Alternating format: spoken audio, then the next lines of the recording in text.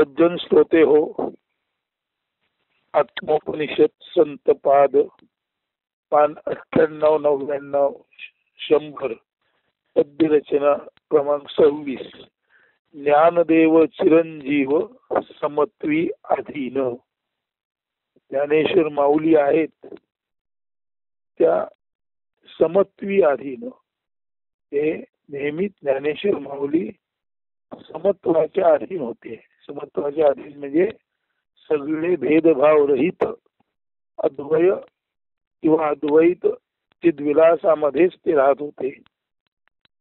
अद्वैती वागणूक आणि अद्वैती शिकवण आणि अद्वय चिद्विलासाचं ज्ञान यामध्ये ज्ञानदेवाने आपलं संपूर्ण आयुष्य व्यतीत केलं. अशा अर्थी ज्ञानदेव चिरंजीव समत्वी अधीन. ज्ञानेशाने संजीवन समाधी घेतली याचा अर्थ एवढाच आहे.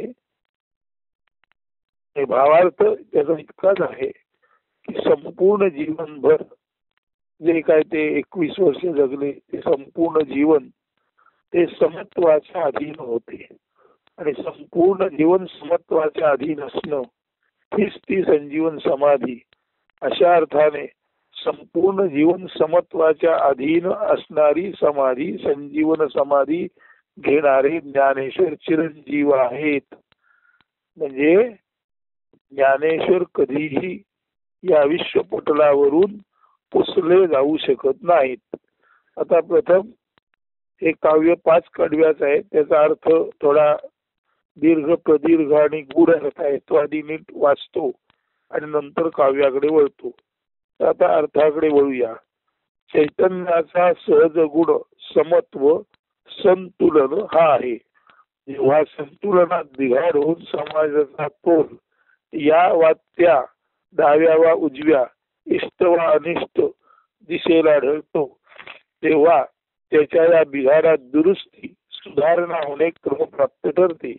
अशा वेळी आपसुकच अनायसेच एखादे प्रचंड ऊर्जायुक्त प्रागतिक व्यक्तिमत्व समाजात जन्म घेते. अशा व्यक्ती आचार विचार सद्गुण संपन्न आणि एकूणच समाजाविषयी अत्यंतिक प्रेम करुणा समदृष्टी असलेल्या असतात. अशा व्यक्तीच्या येण्यालाच अवतार असे म्हणतात. तो अवतार म्हणजे काय समजून घ्या.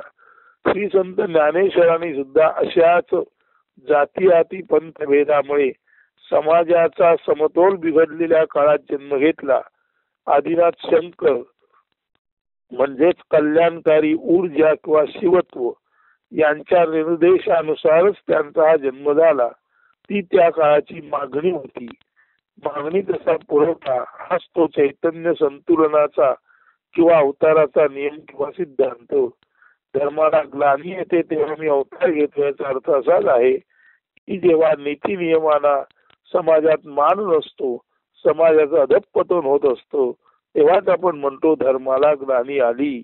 आणि अशी जेव्हा धर्माला नीती नियमाला मानव्याला ग्लानी येते तेव्हाच ती ग्लानी दूर करण्यासाठी एखादं ईश्वरी तत्व महाव्यक्ती म्हणून जन्माला येतं आणि त्याला अवतार म्हणतात. म्हणून श्री संत ज्ञानेश्वरांनी सुद्धा अशाच जाती याती पंथभेदामुळे समाजाचा समतोल बिघडलेल्या काळात जन्म घेतला. आदिनाथ शंकर किंवा कल्याणकारी चेतना ऊर्जा शिवत्व यांच्या सहज निर्देशानुसारच त्यांचा हा जन्म झाला. ती त्या काळाची मागणी होती. मागणी तसा पुरवठा हाच तो चैतन्य संतुलनाचा मागणी तसा पुरवठा हाच तो चैतन्य संतुलनाचा किंवा अवताराचा नियम किंवा सिद्धांत. हृदयात एको देवो केशवो असा भाव किंवा चैतन्य हाच कर्तुम कर्तुम अन्यथा कर्तुम देव अशी श्रद्धा दृढश्रद्धा बाळगणारे आणि त्यानुसार वर्तणारे श्री संत ज्ञानेश्वर इतरही साधूजनांना संत सज्जनांना जीवाभावाचे स्नेही मित्र सखा वाटत होते. अद्वैत निष्ठा आणि विठ्ठल हाच एक भाव व देव.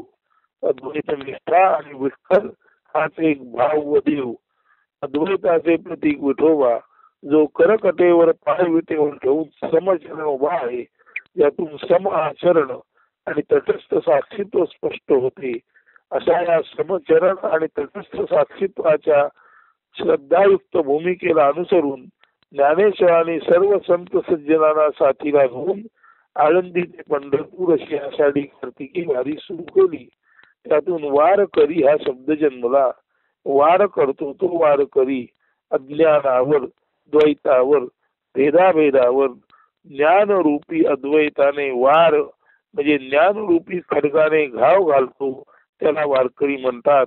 अशा वारकऱ्यांचा अद्वैत ज्ञान अशा वारकऱ्यांचा अद्वैत ज्ञान प्रस्फुटित करणारा देव तो विठ्ठल किंवा स्वयमेव ज्ञानेश्वर महाराज होत.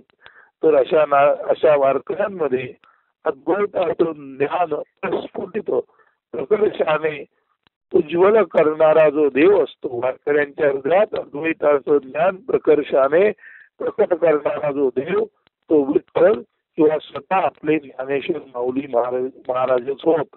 हे सर्व साधू संत 12 बलुतेदार वर्गातील, शेतकरी कष्टकरी वर्गातील, अंग मेहनतीचे काम करणारे राबणारे साधे सुधे, श्रममेव जयती म्हणजे श्रमाचाच विजय असो, कष्टाचाच विजय असो अशी निष्ठा असणारे होते. रांगडे व काळे सावळे हे सर्व वारकरी शेतकरी कष्टकरी वर्गातील होते. श्रममेव जयती श्रमाचाच कष्टाचाच विजय असो किंवा कष्टाचाच विजय होतो, श्रमाचाच विजय होतो अशी निष्ठा असणारे हे खरेखुरे कर्तव्यपरायण अर्थातच त्यामुळे ते रांगडे व काळे सावळे. आता हे रांगडे व काळे सावळे वारकरी आणि त्यांच्यासारखाच त्यांचा देव विठोबा काळा सावळा निर्गुण निराकार अद्वैताचा व समत्वाचा प्रतीक असलेला संत ज्ञानेश्वर सुद्धा या कृष्ण नील विठ्ठल तेजालाच, संत ज्ञानेश्वर सुद्धा या कृष्ण नील विठ्ठल तेजालाच किंवा या तेजातच तल्लीन झाले होते. हे संत ज्ञानेश्वर सुद्धा जरी अद्वैती होते, जरी ते तत्वज्ञानाचे महामेरू होते, जरी ते ज्ञानाच्या पातळीला चक्रवर्ती म्हटलं जरी त्यांना म्हटलं जायचं, तरी सुद्धा आपलं ज्ञान विसरून सुद्धा ते केवळ आणि केवळ या विठ्ठलाच्या चरणी लीन झालेले होते. याचा अर्थ असा आहे, ज्ञानेश्वर हे जे कष्टकरी आहे, ते वारकरी आहेत, श्रमकरी लोक आहेत, जे श्रम करून सुद्धा पुन्हा आपल्याला ताकद देणाऱ्या त्या ब्रह्माचं कौतुक करतात, त्याची श्रद्धा घेऊन पंढरपूरला जातात, देवावर विश्वास ठेवतात. म्हणजे स्वश्रमाने नंदनवन फुलवणाऱ्या वारकरी समाजातील कष्टकरी आणि अर्थातच श्रमकरी श्रममेव जयती श्रमाचाच विजय असो अशी निष्ठा असणाऱ्या वारकऱ्यांनी सुद्धा सर्व कष्ट घेणे, श्रम केले. धरती अन्न वस्त्र निवारा देणारी सुजलाम सुफलाम बनवण्यासाठी या सर्वांनी कार्य केलं. पण तू सर्व कार्य केल्यानंतर ते आपलं श्रेय त्या भगवंताला अर्पण करतात, त्या विठ्ठलाला अर्पण करतात. आणि वारकरी शेतकरी कष्टकरी समाजातले असल्याने ते जसे काळे सावळे आहेत, तसाच त्यांचा देव विठोबा काळा सावळा आहे, कृष्ण नील आहे. आणि या वारकरी समाजाच्या कष्टाला, त्यांच्या प्रेमाला, त्यांच्या श्रद्धेला मान देऊन त्यांच्यातच राहणारे ज्ञानेश्वर सुद्धा त्या विठोबाच्या चरणी लीन झालेले आहेत. तर असे संत ज्ञानेश्वर उजेडी उजेड होऊन राहिलेले. म्हणजे उजेड जो असतो त्या उजेडाला उजेड कोण देतो? तर उजेडाला उजेड जसं आपण म्हणतो उजेड सूर्यापासून येतो, पण सूर्याला उजेड कोण देतो? म्हणून सर्वांना उजेड देणारा जो सूर्य, त्या सूर्यालाही उजेड देणारे असे संत ज्ञानेश्वर उजेडी उजेड होऊन राहणे. म्हणजे उजेडाला जो उज्ज्वला मिळतो, उजेडामध्ये जो उज्ज्वल भाव असतो, तर उजेडातील उज्ज्वल भाव उजेडाला ज्याने प्राप्त केला ते ज्ञानेश्वर. त्या ज्ञानेश्वर उजेडी राहिले उजेड होऊन, याचा खरा अर्थ आहे प्रत्यक्ष प्रकाशाला सुद्धा प्रकाश पुरवणारे असे हे संत महंत ज्ञानेश्वर माऊली आहेत. तर असे हे संत ज्ञानेश्वर उजेडी उजेड होऊन राहिलेले, रूप गुणातीत अद्वैत भक्तीत रमलेले, चैतन्य हाच देव समजणारे या वारकऱ्यांच्या दिंडीत पुण्याने सर्वात लहान म्हणजे कोवळे आहेत, परंतु अद्वैत धारणेत सर्वांच्या गुरुस्थानी सर्वांनाच वाटणारे भावणारे होते. म्हणजे अद्वैताच्या दिंडीत अद्वैतामध्ये सर्वात महान असून सुद्धा वयाच्या दृष्टीने कोवळे असे ज्ञानेश्वर आहेत. म्हणून ज्ञानेश्वर हे अद्वैती कोवळा असं म्हटलेलं आहे. म्हणजे सर्व ज्येष्ठ श्रेष्ठ वारकऱ्यांच्या दृष्टीने ज्ञानेश्वर हे सर्वश्रेष्ठ अद्वैती आहेत.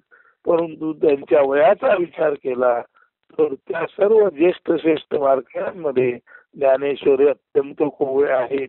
म्हणजे अत्यंत कोवळ्या वयातच अद्वैत ज्ञानाचा महामेरू बनलेले असे ज्ञानेश्वर माऊली आहेत. आणि ते लहान असून कोवळे असून सुद्धा सर्वांना गुरुस्थानी वाटणारे भावणारे आहेत. अजूनही वारकऱ्यांच्या दिंडीमध्ये अद्वैत भक्ती, स्वरूप हाच देव व स्वरूप ज्ञान हेच खरेखुरे आध्यात्मिक ज्ञान, त्याचा साक्षात्कार अनेकांना ज्ञानेश्वर महाराजांच्या कृपेने होत असतो. अजूनही वारकऱ्यांच्या दिंडीमध्ये अद्वैत भक्ती, स्वरूप हाच देव व स्वरूप ज्ञान हेच खरेखुरे आध्यात्मिक ज्ञान, याचा साक्षात्कार अनेकांना ज्ञानेश्वर महाराजांच्या कृपेने होत असतो.